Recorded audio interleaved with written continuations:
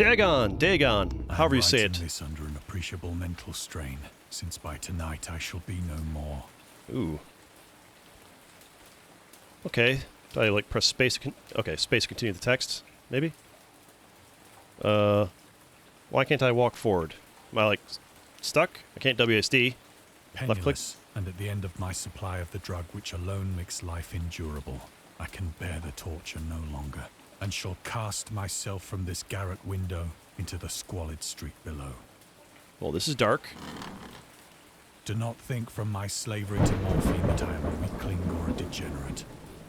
When you have read these hastily scrawled pages, you may guess, though never fully realize, why it is that I must have forgetfulness or death. This game's dark. Dark. It's also supposed to be a scary game, by the way, I think. It was in one of the most open and least frequented parts of the broad Pacific that the packet of which I was supercargo fell a victim to the German sea raider. What is supercargo? Riddle me that.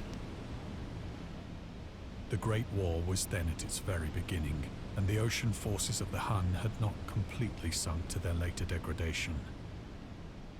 So that our vessel was made a legitimate prize, whilst we of her crew were treated with all the fairness and consideration due us as naval prisoners. Okay. It's interesting that you can't move around. You just, like, move the camera and look at stuff. Trivia! The full version will feature many interesting facts about, among others, the story on which the game is based, the historical setting, and the author H.P. Lovecraft. They're scattered around the locations, so make sure to look around and try to find them all. This demo features only a couple of facts. You've just found the first one. Cool. Dagon was written around a month after the United States entered World War I. Lovecraft was actively interested in its course. He composed many poems in which he gave encouragement to soldiers and commented on the events unfolding in Europe. He tried to enlist in the army, but even though he passed the physical exam, his mother prevented him from going to the war. She has threatened to go to any lengths, legal or otherwise, if I do not reveal all the ills which unfit me for the army. Oh, so he lied about, like, yeah, I'm over 18, writes number 18 on a piece of paper, puts it in his shoe kind of thing. He lied to get in, but she's like, no, I'll tell them. I'm Providence, the life of times. Okay. Interesting. Still can't WSD to move. I'm supposed to, like, find more things to look at. So far, all the progression is done, aha, like this. Okay, so I don't actually control myself. I just, like, look at things and click at them. So liberal, indeed, was the discipline of our captors, that 5 days after we were taken, I managed to escape alone in a small boat with water and provisions for a good length of time. Well, good guys never prosper, huh? Even their prisoners get away.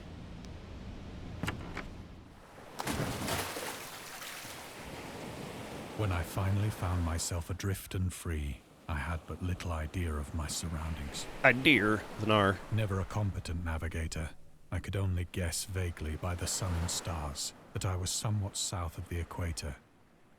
Of the longitude, I knew nothing, and no island or coastline was in sight. That's not good. Ocean's a big place, man, to be out in a rowboat. Dagon and the Cthulhu Mythos. Trivia pieces found 2 out of 5. Dagon was written in July 1917 and first published in 1919 in The Vagrant, an amateur magazine focused on the supernatural. Man, people have been obsessed with supernatural for a long time, huh? The story was partly inspired by Lovecraft's dream and is the first of his stories that introduce an element from the Cthulhu mythos, Dagon itself. A pagan cult worshipping Dagon later appears in the shadow over Innsmouth, one of Lovecraft's most popular stories. So I'm guessing Dagon... I'm just going to say Dagon. I'm guessing Dagon is like one of the Eldritch creatures, I'm guessing? Kind of like Cthulhu? Fair, and for uncounted days I drifted aimlessly beneath the scorching sun, waiting either for some passing ship or to be cast on the shores of some habitable land. Okay. But neither ship nor land appeared, and I began to despair in my solitude upon the heaving vastness of unbroken blue. The sky.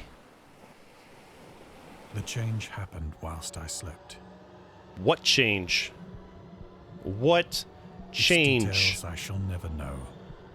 For my slumber, though troubled and dream-infested, was continuous. What?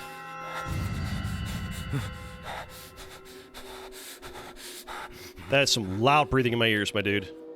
Okay, we got giant octopus. It's just a giant octopus. The snail, though, is largely weird. I'm gonna turn down my ears a little bit. It'll stay the same volume for you, but it's crazy loud in my ears. When at last I awoke, it was to discover myself half sucked into a slimy expanse of hellish black mire, which extended about me in monotonous undulations as far as I could see. Very verbose. And in which my boat lay grounded some distance away. I see that. Though one might well imagine that my first sensation would be of wonder at so prodigious and unexpected a transformation of scenery, I was in reality more horrified than astonished. Yeah, that's an appropriate reaction. For there was in the air, and in the rotting soil, a sinister quality which chilled me to the very core. Understandable. The region was putrid with the carcasses of decaying fish, and of other, less describable things which I saw protruding from the nasty mud of the unending plain. Nasty indeed. Perhaps I should not hope to convey in mere words the unutterable hideousness that can dwell in absolute silence and barren immensity. There was nothing within hearing, and nothing in sight, save the vast reach of black slime. Yet the very completeness of the stillness and the homogeneity of the landscape oppressed me with a nauseating fear.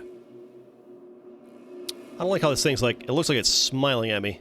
The sun was blazing down from a sky which seemed to me almost black in its cloudless cruelty, as though reflecting the inky marsh beneath my feet.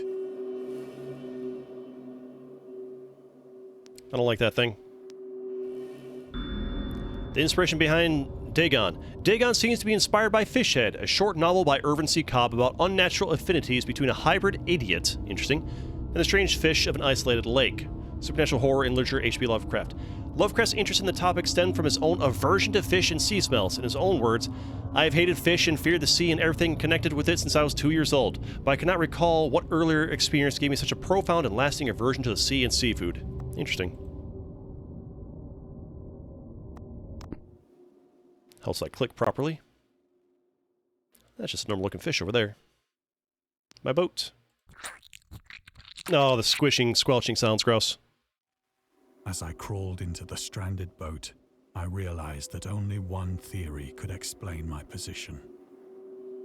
Through some unprecedented volcanic upheaval, a portion of the ocean floor must have been thrown to the surface, exposing regions for which innumerable millions of years had lain hidden under unfathomable watery depths.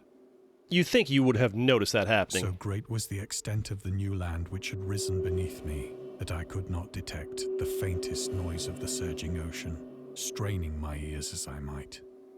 Nor were there any seafowl to prey upon the dead things. Yeah, there would still be birds around, right? I guess unless you're like way out in the ocean where the birds don't go. Or is there spots in the oceans where birds never travel? Like way out in the middle of it? For several hours I sat thinking or brooding in the boat, which lay upon its side and afforded a slight shade as the sun moved across the heavens. I feel bad for these fish creatures, man. They don't look like they're having a good time. As the day progressed, the ground lost some of its stickiness and seemed likely to dry sufficiently for traveling purposes in a short time. Okay. That night I slept but little, and the next day I made for myself a pack containing food and water, preparatory to an overland journey in search of the vanished sea and possible rescue. Alright then. The moon looks nice. On the third morning, I found the soil dry enough to walk upon with ease. The odor of the fish was maddening, but I was too much concerned with graver things to mind so slight an evil, and set out boldly for an unknown goal. I wonder if this is just like lines from the book. Like, is this just like the game where they took lines from the book and like added them to the game? Maybe? Well, that's ominous.